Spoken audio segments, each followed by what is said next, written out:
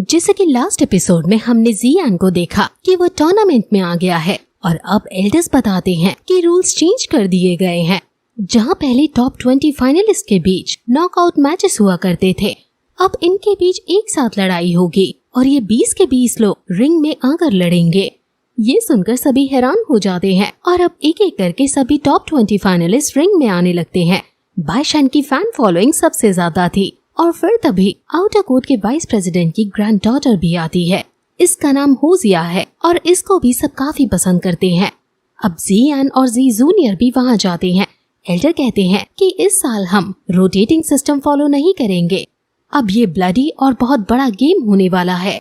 जो भी मैच के लास्ट तक बचेगा वही विनर होगा। सभी को ये रूल्स भी अजीब लगते हैं क्योंकि ये किसी की शक्ति मापने का सही तरीका नहीं है।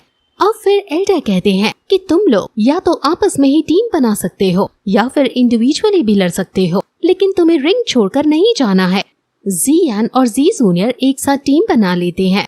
बाइशान की तरफ भी काफी सारे वॉरियर्स आ जाते हैं और हुजिया भी अपने कई सारे मेंबर्स बना लेती है। इसलिए ये बात जी जूनियर को चिंता में डालने लगती है। लेकिन जियान कहता है कि तुम्हारी पॉपुलैरिटी भी यहाँ कम नहीं है, तुम भी हमारी साइड कई मेंबर्स बुला लो। जिस पर जी जूनियर कहती है कि एक फूल के चारों तरफ कई लोग आ जा सकते हैं, लेकिन जब उस फूल को उसका ओनर मिल जाए तो उस फूल पर सिर्फ उसके ओनर का ही अधिकार रह जाता है। यानी वो ये कहना चाहती थी कि वो अपने और जियान के बीच किसी को नहीं बुलाना चाहती है।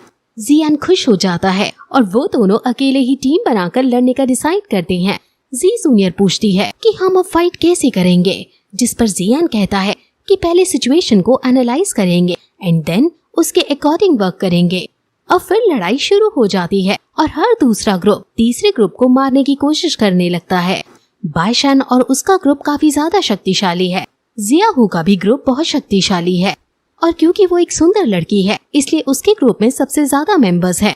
अब एल्डर्स आपस में बातें करते हैं और हमें पता चलता है कि उन्हें भी पता है कि ये किसी की स्ट्रेंथ का पता लगाने का सही तरीका नहीं है, लेकिन इससे वो इनकी टीम में लड़ने की एबिलिटी चेक करना चाहते हैं। इससे वो ये भी चेक करना चाहते हैं कि उनके स्टूडेंट्स उस स्थिति में क्या रिएक्ट करते हैं जब उनके चारों तरफ एनिमीज ही एनिमीज हो।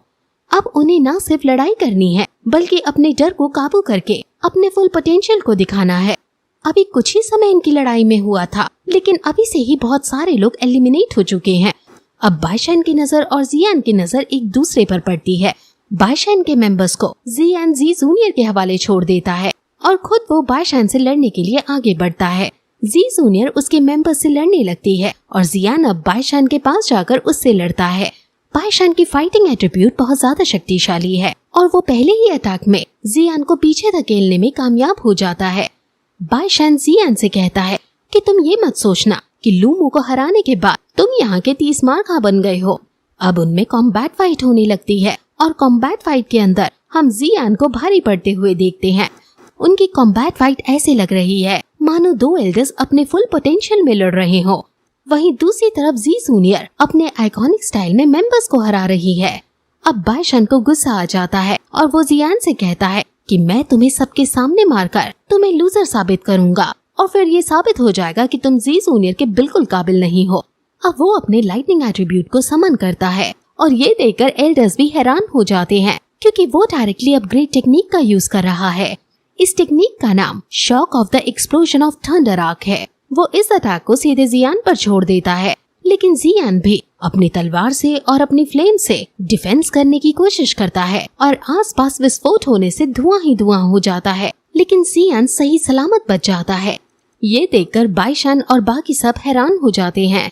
एल्डर्स भी जियान की फ्लेम देखकर हैरान है और वो समझ जाते हैं कि ये हेवनली फ्लेम है। दूसरा एल्डर कहता है कि इसके टेम्परेचर को हम यहाँ तक फील कर पा रहे हैं, जरूर ये हेवनली फ्लेम्स ही हैं। अब एल्केमी प्रेसिडेंट कहता है कि अब तो मैं इसे अपने डिवीजन में लेकर ही रहूंगा। अब जियान अपनी तलवार को वहीं रख देता है और अपनी हेवनली फ्लेम्स को निकालकर बिना हथियार के उस पर हमला कर देता है और उनमें कॉम्बैट फाइट होने लगती है और अब बाइशान बुरी तरह से पिटने लगता है। जियान अचानक से इतना फास्ट हो गया है और ये देखकर बाइशान परेशान होने लगता है। अब जियान हराने के लिए उसके पास जाने लगता है, लेकिन तभी उसकी फ्लेम्स के अंदर से छोटे छोटे क्रिस्टल्स क्रिएट होने लगते हैं। वो बहुत ज्यादा अब घबरा जाता है और कहने लगता है कि ऐसा इस वक्त पर ही क्यों हुआ। एल्डर्स समझ जाते हैं कि जियान की लेवल प्रमोट हो रही है और वो नेक्स्ट लेवल में एंटर करने वाला है। लेकिन अब अगर उसके प्रमोट होने में अड़चन आई, यानी प्रमोट होते वक्त अगर किसी ने उस पर छोटा सा भी अटैक किया, तो वो जियान की लाइफ ले सकता है। एल्डर्स समझ जाते हैं कि शायद अब जियान को गेम से बाहर जाना पड़ेगा। बाइशन ये देखकर काफी खुश हो जाता है और वो सही मौका देखकर जियान पर हमला कर देता है और फिर यही एपिसोड खत्म हो जाता है।